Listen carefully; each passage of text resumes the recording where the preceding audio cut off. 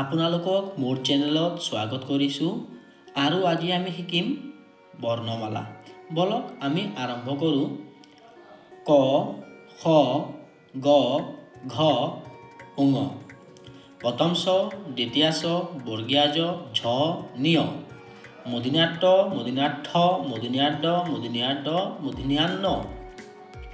দন্ত্য থ, দন্ত্য থ, দন্ত্য দ, দন্ত্য ধ, দন্ত্য ন। প, ফ, ব, ভ, ম। অন্ত্যেষ্টিয় জ, ৰ, ল, ৱ।